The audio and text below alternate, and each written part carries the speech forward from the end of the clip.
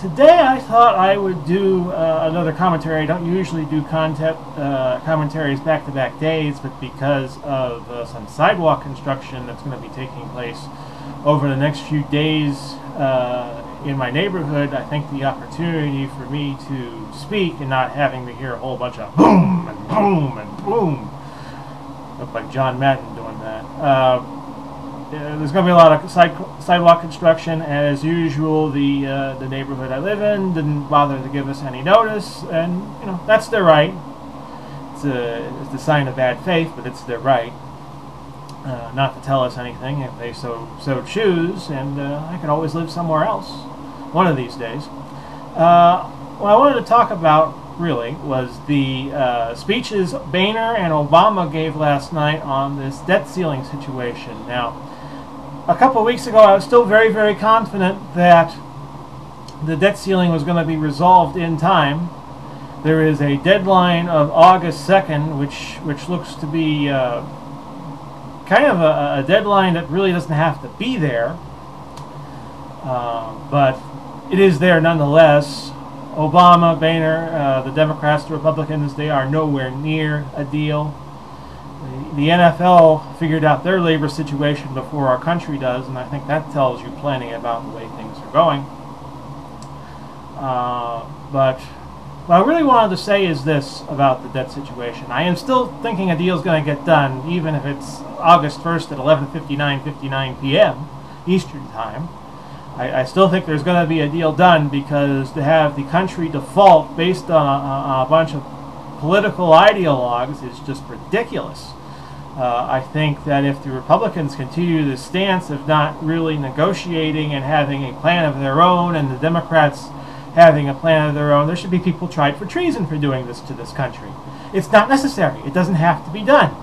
And I think Obama would behoove himself to use the 14th Amendment and basically say that the debts will be paid and that the debt ceiling will be suspended because of all the rancor going on in Washington, D.C. There's no way a deal is going to be done in time, so I think Obama has to act. Now, let me explain the whole 14th Amendment thing to you, for those of you who haven't studied the Civil War. In the early 1860s, President Lincoln, Abraham Lincoln, 16th President of the United States, was shot by John Wilkes Booth in 65, I believe, 64 or 65. I'm just doing this off the top of my head, folks. I'm not researching this at all, just doing this by rote. President Lincoln suspended habeus corpus, and what habeus corpus basically is for the right to someone accused of committing a crime to show up in a court or to face a judge.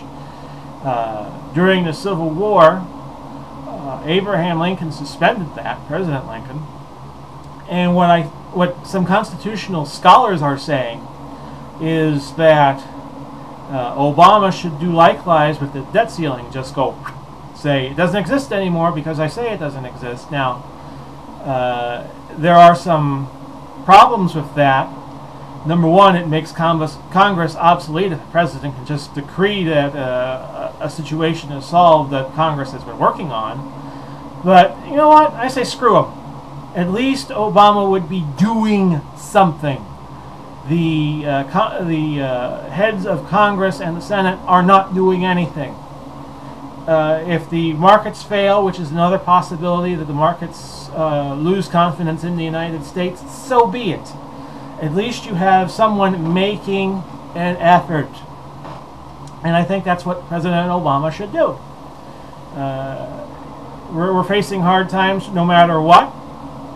I think that by using the 14th Amendment of the Constitution and suspending the debt ceiling, he saves face. He's the one that comes out looking good. The Republicans are now threatening to impeach him if he uses the 14th Amendment. And I would just say, go for it. Make my day. You might impeach me in the Congress, but there's no way in hell it gets through the Senate.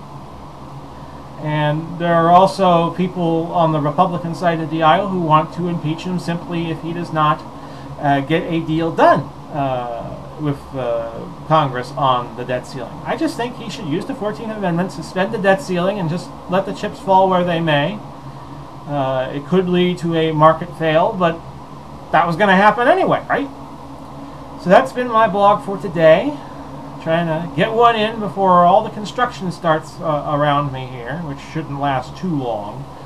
I will catch you all again real soon, this 26th of July, 2011. I bid you all a good day.